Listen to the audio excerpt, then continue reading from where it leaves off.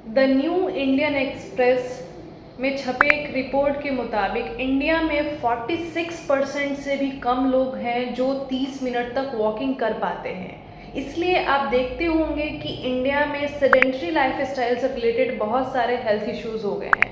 उनमें lifestyle disorders, metabolic disorders बहुत ही common हो गया है। इसीलिए आपको रोज़ाना कम से कम 30 मिनट का वॉकिंग करना बहुत ज़्यादा ज़रूरी है। नहीं तो आप सप्ताह में 150 मिनट का भी ब्रिस्क वॉक कर सकते हैं, जो आपको हेल्दी रखने में मदद करता है।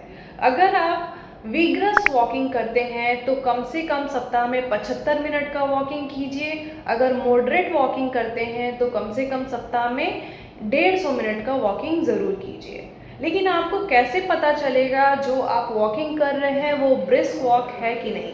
ब्रिस्क वॉक का मतलब ये होता है कि आप नॉर्मल स्पीड से थोड़ा सा तेज़ी से चलते हैं और दौड़ने से थोड़ा कम चलते हैं। उसी को हम लोग ब्रिस्क वॉक की कैटेगरी में कहते हैं, रखते हैं। जब आप चल रहे हो तो आप बात तो कर सकते हैं लेकिन गाना नहीं गा पाएंगे, तो इससे ये पता चलता है कि आप ब्रिस्क वॉकिंग कर रहे हैं। दूसरा, 3 किलोमीटर पर आवर की स्पीड से आपको चलना है। जो लोग बहुत तेज़ी से नहीं चल पाते हैं तो वो धीरे धीरे करके अपनी स्पीड को बढ़ा सकते हैं। आइए जानते हैं कि वॉकिंग के क्या क्या फ़ायदे होते हैं। नंबर 1, ये आपके हार्ट को बूस्टअप करने का काम करता है, यानी कि आपके हृदय को हेल्दी बनाने का काम करता है। आपके जो हार्ट का वॉल है उसको स्ट्रॉन्ग बनाता है। हार्ट में जो ब्लड फ्लो के लिए नर्व्स होते हैं, नलियाँ होती हैं, उसको भी स्ट्रॉन्ग बनाने का काम करता है। ब्लड प्रेशर को कम करता है, कोलेस्ट्रॉल को कम करता है और वॉकिंग करने से स्ट्रोक का भी खतरा जो है कम हो जाता है। नंबर 2, ये वेट मैनेजमेंट के लिए काफ़ी अच्छा होता है।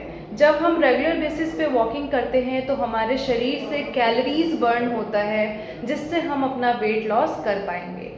अगर आपको देखना है कि आप वॉकिंग कर रहे हैं तो कितना कैलोरीज बर्न हो रहा है, तो आप कैलोरी ट्रैकर्स किसी भी ऐप का इस्तेमाल कर सकते हैं या फिर स्मार्ट वॉच का इस्तेमाल कर सकते हैं।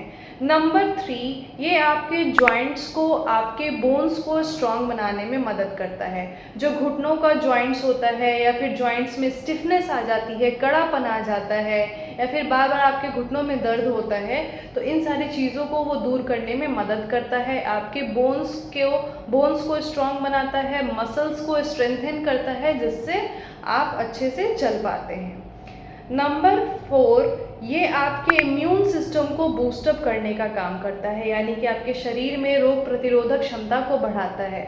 किसी को कॉमन कफ का, कोल्ड का प्रॉब्लम है, एलर्जी का प्रॉब्लम है, तुरंत सर्दी जुकाम हो जाता है, अगर आप रेगुलर वॉकिंग करते हैं तो ये सारे प्रॉब्लम्स कम हो जाते हैं, ना के बराबर हो जाते हैं। नंबर 6, ये आपके डायबिटीज़ को भी कम करने का काम करता है। अगर आप खाना खाकर थोड़ा सा वॉकिंग कर लेते हैं तो ये आपके पोस्ट पेरेंडियल ग्लूकोज लेवल को कम कर देता है, आपके ओवरऑल ग्लूकोज लेवल को ये कम करने में मदद करता है। नंबर 7, ये आपके मूड को अपलिफ्ट करने का काम करता है, यानी कि किसी को एंजाइटी का प्रॉब्लम है, स्ट्रेस का प्रॉब्लम है, डिप्रेशन का प्रॉब्लम है, मूड स्विंग्स का प्रॉब्लम है, तो इन सारे चीज़ों को ये ठीक करने में मदद करता है। आपके बॉडी में कॉर्टिसोल के लेवल को कम करने का काम करता है। नंबर 8, ये आपके बॉडी में एनर्जी लेवल को बढ़ाने का काम करता है, यानी कि जो लोग बहुत ही जल्दी थक जाते हैं, धीरे धीरे काम करते हैं या फिर वो ज़्यादा काम नहीं कर पाते हैं, तो उन लोगों को वॉकिंग ज़रूर करना चाहिए। इससे आपका वर्क एफिशिएंसी बढ़ जाता है और आपका बॉडी का एनर्जी लेवल भी बढ़ जाता है।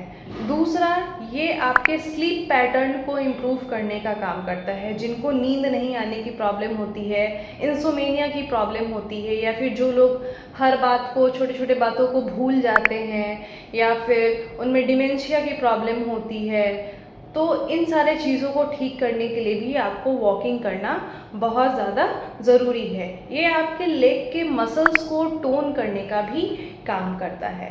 तो आप रेगुलर बेसिस पे वॉकिंग ज़रूर कीजिए, लेकिन वॉकिंग करने से पहले आपको कुछ सेफ्टी मेजर्स को फॉलो करना बहुत ज़्यादा ज़रूरी है। नंबर 1, आपको प्रॉपर शूज़ का, सॉक्स का इस्तेमाल करना है। हमेशा कॉटन के सॉक्स का इस्तेमाल कीजिए। आप स्पोर्ट्स शू का इस्तेमाल कर सकते हैं या फिर आपके पंजे के हिसाब से, आपके हील के हिसाब से बना हुआ कोई भी शूज़ का इस्तेमाल आप कर सकते हैं।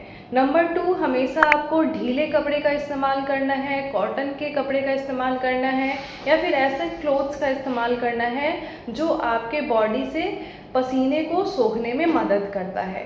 नंबर 3, हमेशा वॉकिंग करने से पहले खुद को हाइड्रेट कीजिए, खूब सारा पानी पीजिए और वॉकिंग करने के बाद भी आपको पानी पीना ज़्यादा ज़रूरी है। नंबर 4, वॉकिंग करने से पहले खुद को वार्म अप करना है और वॉकिंग करने के बाद खुद को कूल डाउन करना भी बहुत ज़्यादा ज़रूरी है। जब भी आप वॉकिंग पे निकलें तो सनस्क्रीन का इस्तेमाल ज़रूर कीजिए, ये आपको यूवी रे से बचाने में मदद करता है। तो आई होप आपको ये वीडियो अच्छा लगा होगा। आप कमेंट करके बताइए कि आपको किस टाइम में वॉकिंग करना पसंद है, मॉर्निंग में, इवनिंग में या नाइट में। तब तक के लिए नमस्कार।